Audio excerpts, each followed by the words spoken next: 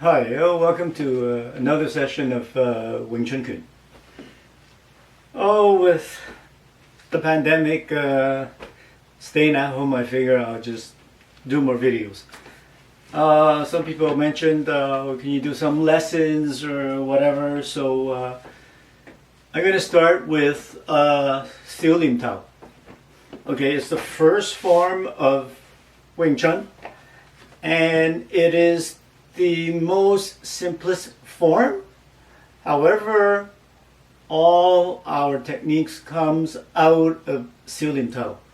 It means little idea, and that this is actually the most important form of all, because we have two other forms called Chamkyo, looking for the bridge, and Biuji, which is the thrusting fingers.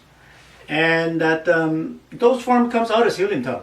So don't worry if you only know Sil Lim Tao, because that is actually the most important form in Wing Chun. So in a form, as well as most martial arts, Chinese martial arts, they all have forms, but within an entire form, not everything is for fighting, okay? So in a form, it consists of some moves that are for stretching. Stretching of the hands, stretching of the wrist, just stretching in general. Some kind of technique in a form is actually for internal use, like breathing exercises, how to breathe. That kind of ties in with your inner chi powers. And then, yes, some technique within the form is then for fighting, for practical use. So it depends on where you look in a form. Not every part of a form is for fighting. And that's why there is a lot of confusion, where people are using some parts of the form into a fighting technique when maybe it was perhaps for stretching, and so on. So the simplest form, here we go. I'm not going to try to go too fast and too quickly. So we stand with our feet together, straight, and then first we stand straight. Okay, and we begin by our hands down here. We lift the arms up so that it's like this, and then we go 1, 2 into a fist, and then I will go like this into my underarm. Okay? Why do we begin that? And because once you want to measure where your limit of reach is. Second, I do this in two consecutive ways. One is your fingers, and then second is your fist. And then we go, and I do this circling of your forearm with your fist before you pull it back all the way into your armpits.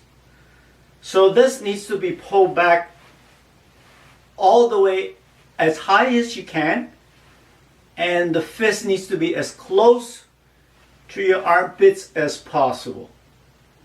Okay? So now a lot of schools, they simplify a little bit. Some just goes like this, straight in. Some just goes straight in. But I like to make it a little bit more complicated, so that when you go 1, 2, and then you rotate your wrist down and around, and then you go into this position. Why this position? Why is it that your fists need to be as close to your armpits as possible, because now we're going into a stretching exercise. Why are we doing that? What are we stretching for?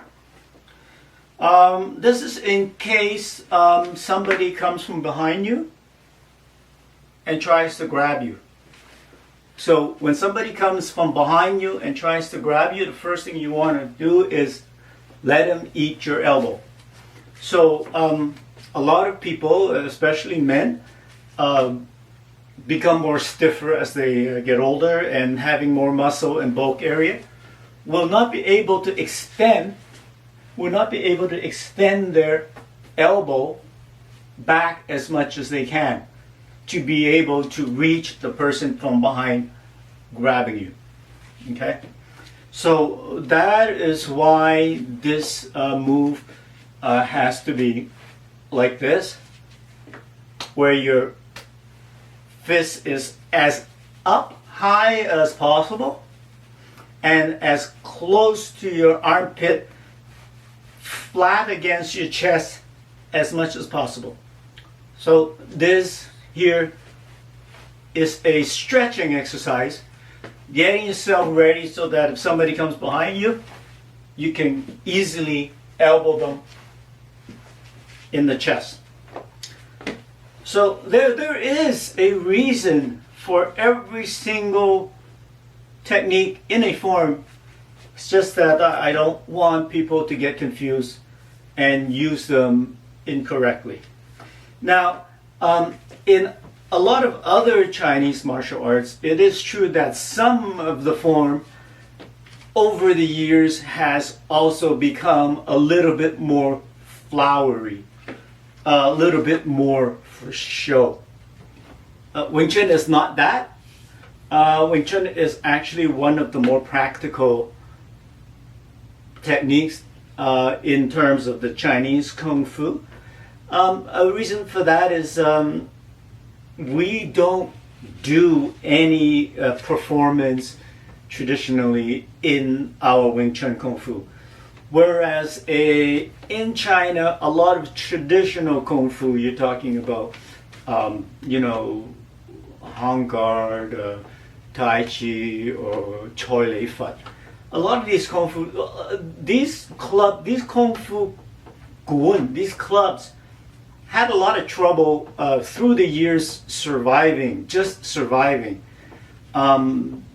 because there's no money in it for students. Don't have enough money to pay the sifu to keep teaching. So a lot of the times they would go on the streets and perform their martial arts to get money. They would put the hat there and they would perform, and then they would ask for donations. So that's why throughout the years, a lot of martial arts have gotten a little bit more showy. Well, actually a lot showy. For show, so that it looks good. So that's why a lot of good moves have kind of changed over the years in a lot of Chinese martial arts to have it look good rather than work well. So a lot of techniques have been kind of altered a little bit, and some argue that it's altered a lot. But the Wing Chun is not one of those. In Wing Chun, we don't mai mo. It's called selling your Kung Fu. We don't do that. We don't. Traditionally in China, Wing Chun is mostly a closed door martial arts where father passes on to the son or passes on to a friend or a neighbor. It wasn't like out in the open. So we never needed to modify any of our forms to look good. Actually, most of our Wing Chun forms look terrible in terms of aesthetics. So that's why most of our moves are actually very useful. Now, some people argue that they are not useful, and it's only reason why they say that is because they don't understand it.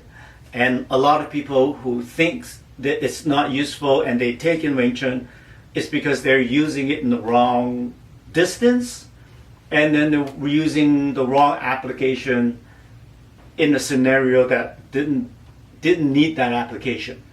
So that's why a lot of people say Wing Chun is not useful. One of the reasons why they say it's not useful is Wing Chun is a very close fighting technique. So that if I'm here, somebody needs to be like, their face needs to be right here for me to use the Wing Chun effectively. If they're there this far away, it's really difficult to use Wing Chun this far. Okay, because I wouldn't be able to reach him in my Wing Chun, right? I would have to go like this to reach. And if I do this with one arm, then that is not Wing Chun, not traditional Wing Chun. I'm not saying that is bad. That's nothing wrong with this move. It's just that is not a typical Wing Chun move. So that's why a lot of people, they try to use their Wing Chun when somebody's here out of your Wing Chun range, but they try to do things like this, or they try to do things like this, and they realize it's ineffective. And it's not effective because you're in the wrong range. It's just way too far. So, okay, so going back into the Sil Lim Tao. Okay, your feet together first. We put our hands up straight like this. We'll clench the fingers first, and then we would clench the fist. We try to make a circle by dropping your fist down, and we make a circle. Meanwhile, try as hard as you can to keep your elbows down to make a circle. And then we come back and tuck both your fists under your armpits as much as you can. As you tuck your armpits where your fists tucking in where your armpits are, at that point you kneel down. Okay, you kneel down a few inches. And when you kneel down a few inches, you open your feet once, your toes once, and then you open your heel once. Now, I'm exaggerating, you shouldn't be hopping. Okay, so you would go once, the toes, and second the heel, and then at this point you would thrust your hip area out, okay? Kind of like, you're having sex or something. You would thrust your hip out. As you thrust your hip out, you're supposed to grip the floor with your toes, and you are supposed to pull a kegel. What is that? That means like you gotta tighten up your ass. What is your ass? I hate to say this, it's like when you have to go take a shit, but you cannot shit right away, okay? So you gotta tighten up that muscle so that your shit don't come out, okay? So that is what you gotta do. I don't mean to be disgusting, but I'm telling you that is the truth, okay? So it's like this, like that. It's weird as it is. Okay, this is the first set.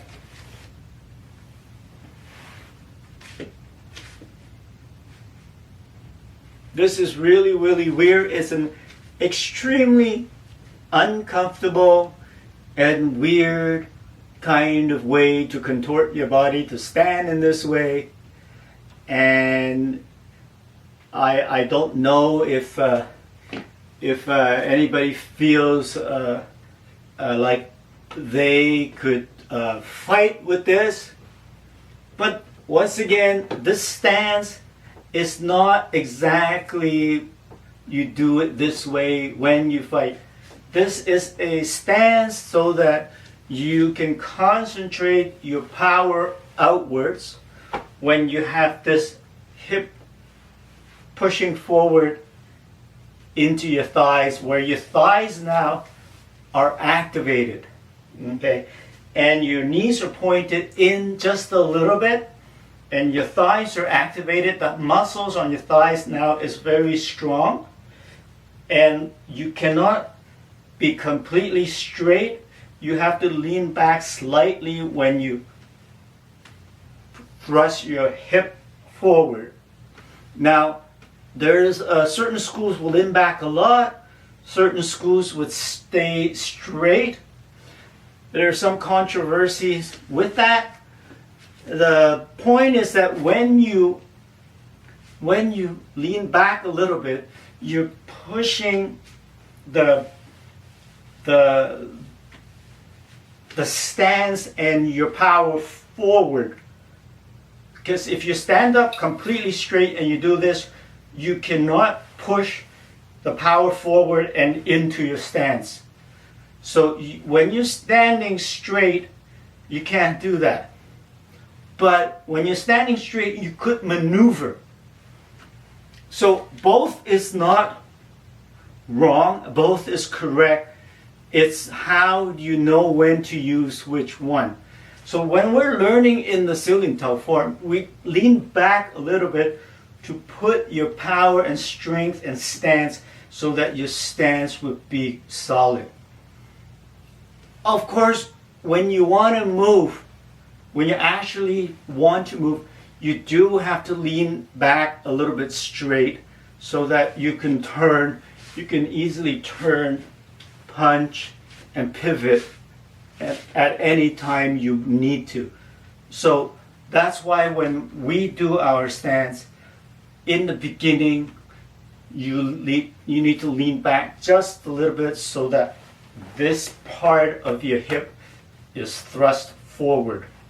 So when this part thrusts forward, you could lean back just slightly. Okay?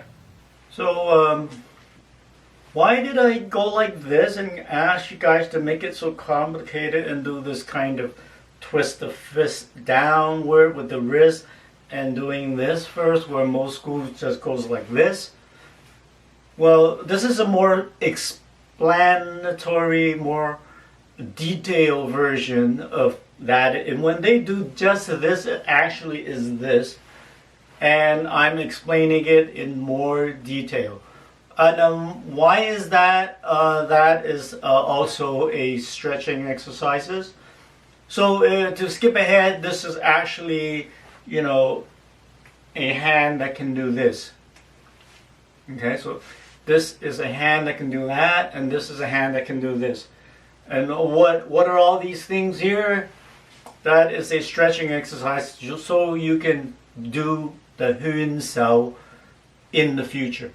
Okay, just to skip ahead slightly, Chun is there's a punch coming in, and you can deviate their punch by hooking and deviating this punch to the side. Okay, so you can Chun the punch away by hooking it, attaching it, hooking it off to the side. Then you can then attack. So there's Chun, there's Chun this way. You can Chun something like this, and you go back to attack. Okay, or you can go Chun the other way.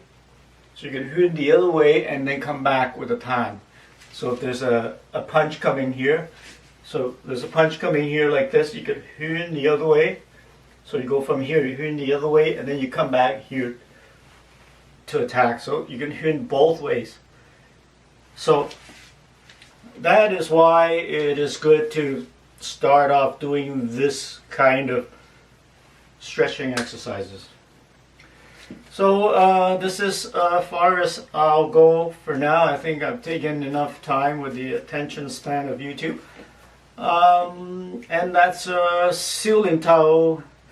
Back to the basics, starting in the beginning, I guess part 1.